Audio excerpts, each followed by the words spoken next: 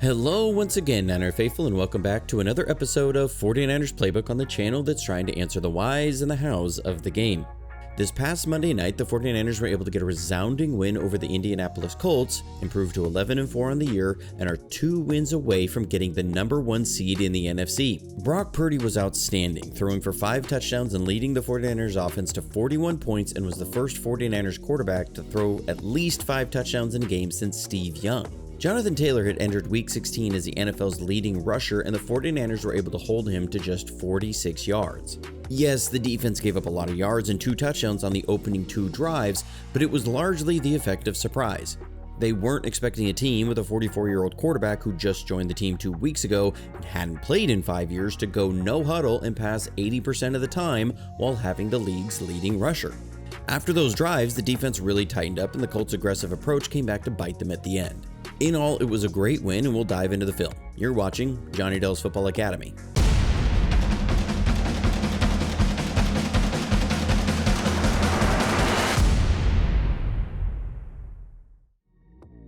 The opening touchdown by the 49ers showcased just how good the pairing of Kyle Shanahan and Brock Purdy are. So we have to dive into the matchups a little bit here. Indianapolis' primary slot corner, who's been fantastic in the slot this season, is Kenny Moore. And he's got the initial matchup on Kittle on 2nd and long. And with the initial formation of Brian Robinson in the backfield, he's also there to be in run support to the strong side. We then motion Brian Robinson out and shift Demarcus Robinson inside, and you'll see Blackman, one of the Colts' backup corners, move inside. This is sneaky smart. It puts a backup outside corner into a position where he now has to cover a 3-way go from inside the numbers, something he just doesn't have to do too often. And also provides a coverage check with a safety outside on Brian Robinson that the Colts are manning up the weak side while playing a 5-over-3 zone to the other. We have the strong side on a clear choice concept, and to the weak side we have Robinson on a curl and Demarcus Robinson on a Skinner route, which is a post route that will give a little shake at the top. Brock knows he's got single man on the post pre-snap and looks off the safety, and it's a fantastic play design and execution to get the score.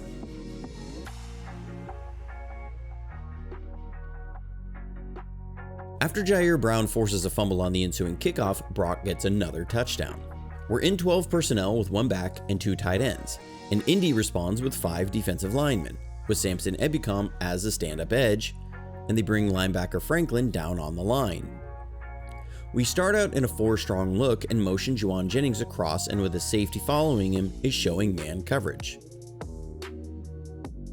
We have an H-burst play dialed up with Kendrick Bourne on a curl-through route and McCaffrey on a burst route. We also have Jauan Jennings on a drift away and Luke Farrell on a corner route to have options in case the Colts are bracketing McCaffrey. But with a 6-man surface, it's going to be a 0 blitz, and we keep Kittle in to block. So the pressure is picked up and it's straight man with no help across the board, and that's a matchup nightmare for any linebacker on McCaffrey, and it's another score.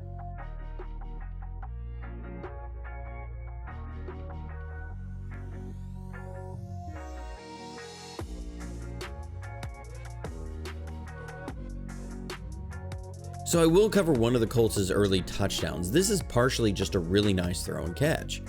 We're in cover 4 zone, something we run a lot of, and the Colts are running a classic cover 4 beater, a Mills concept, which is a basic route paired with a post route that looks to put a quarter safety in a vertical stretch.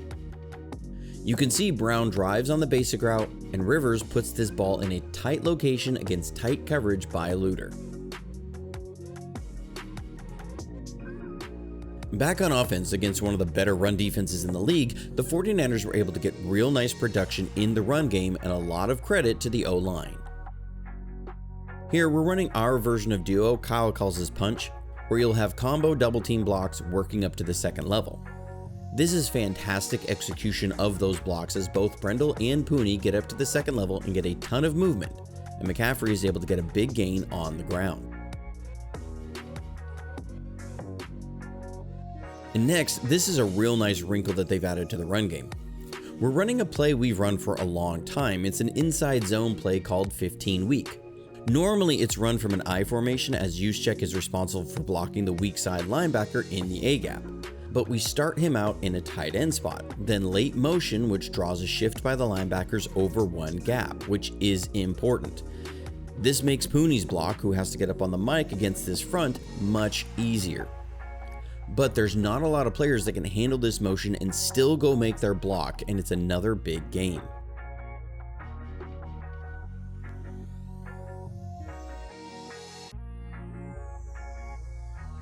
Brock then gets his third touchdown of the game. So we're trying to run a movement play action pass, and the intent is to get Jauan Jennings on a through route. But the defense is dropped and there's two defenders in the throwing lane as Brock is rolling out, so he waits as long as he can to draw the underneath towards the sideline and fits the ball in a tight window to George Kittle.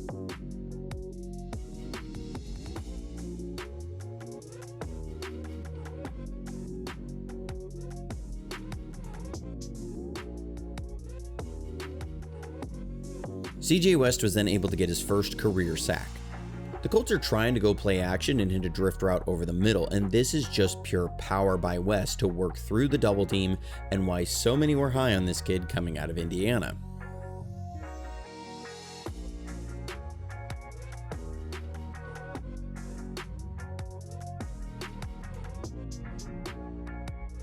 One thing that the 49ers have done really well this year is convert on third downs, and Monday night was no exception. Here we're running a crash concept, which is an under route as first in the progression if you're using pure progression, then Kittle on a crash route as number 2, and Kendrick Bourne on a shallow crossing route as number 3 to McCaffrey as number 4.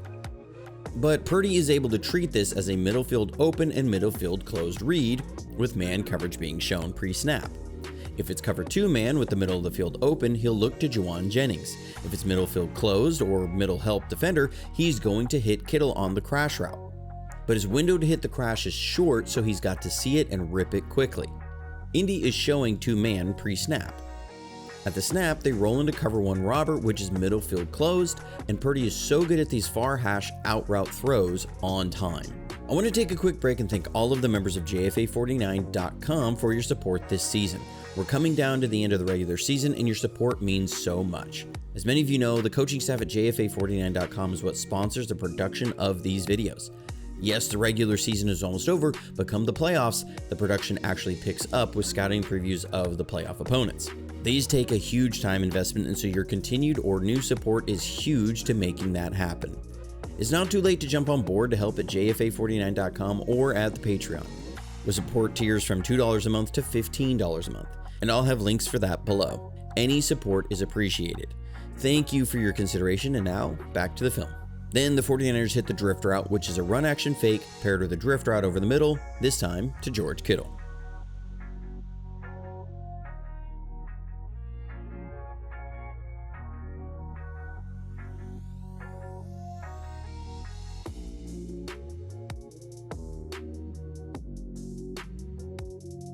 Then with the Colts back on offense and driving before the half, the defense was able to get off the field, only allowing 3 points after the very iffy PI call on Luter.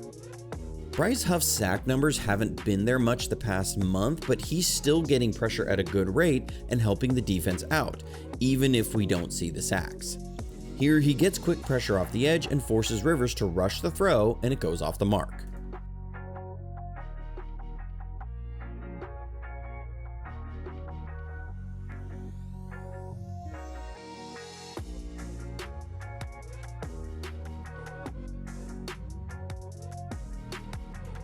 Back on offense coming out of the half, again, it's been Brock's ability to make quick throws under pressure and hit those far hash out route throws that has made a huge difference.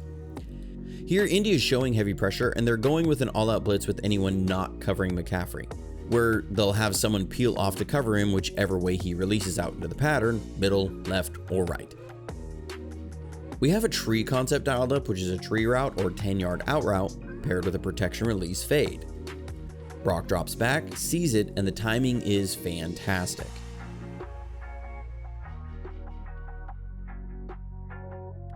This isn't offensive PI because Robinson is running a route, which he's entitled to.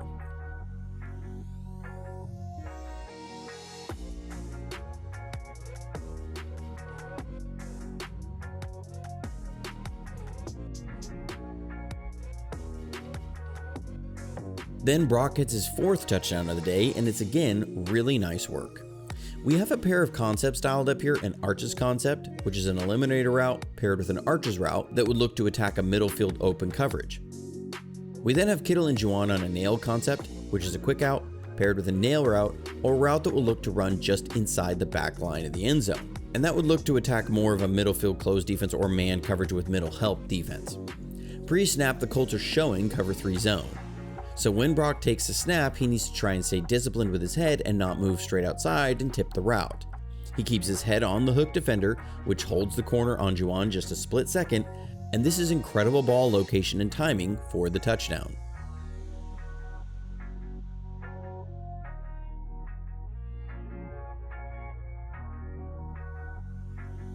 On defense, a big part of how the 49ers kept Jonathan Taylor contained was strong play from the defensive line. Alfred Collins, CJ West, Kalia Davis, Jordan Elliott, and Sam Okawanu all played big parts in controlling the line of scrimmage and containing the run.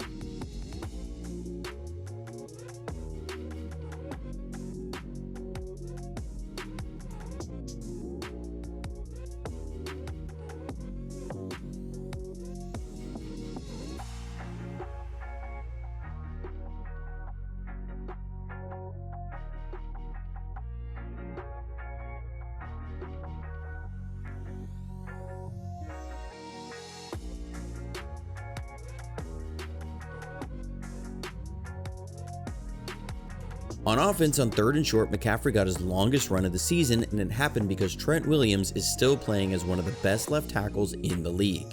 Here we're going wide zone with the Colts loading up against a sneak, and Williams picks up 2 guys and springs McCaffrey for the explosive.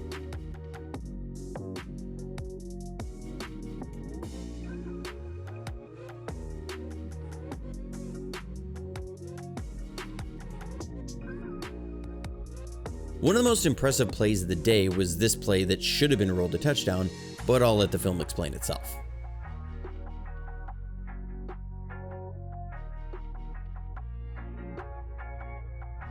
In the end, it didn't matter a whole lot because Brock got his 5th touchdown of the game on the next play. We're trying to run an interference play for McCaffrey against man, and there's some kind of bust here where the linebacker thinks he's handing off McCaffrey to the safety, and the safety thinks he's doubling Juwan. Either way, it's a 5th touchdown for Brock.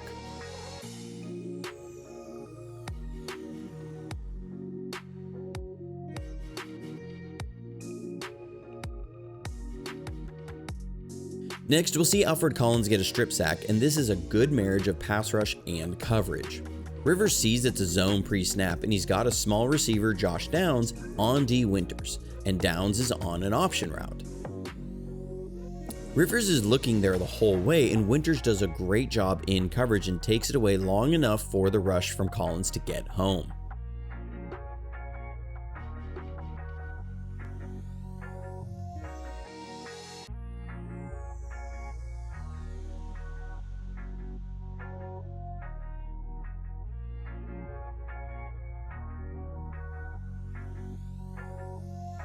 Then on 3rd down, the Colts are trying to run a sail concept, and this is a great job by Winters to read Rivers' drop and go break up the pass.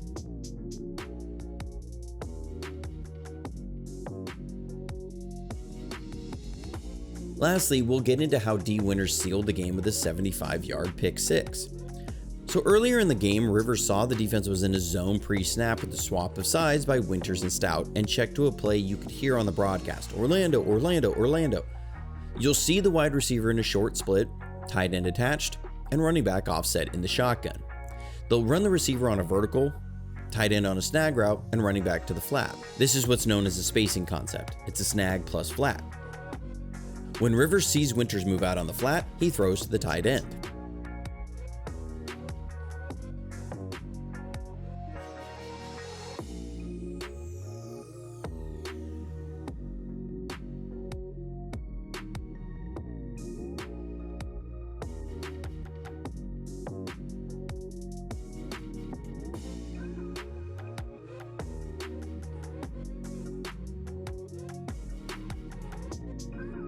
So, late in the game, Rivers sees the 49ers are in zone, calls Orlando again. This time, it's flip sides.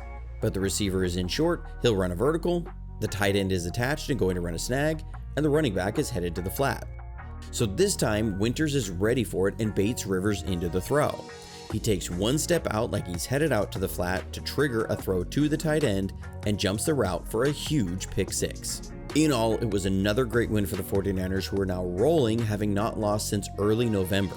They have 2 home games left on the season, and if they win those, they have home field advantage throughout the playoffs. Wild to think about for this season. But hope you enjoyed the video. Like and subscribe if you haven't already, and be sure to hit the notifications button to be alerted to when a video goes live. And again, if you'd like to support the channel in any way, I'll have links for that below. But until next time, stay safe, stay healthy, and as always, go Niners.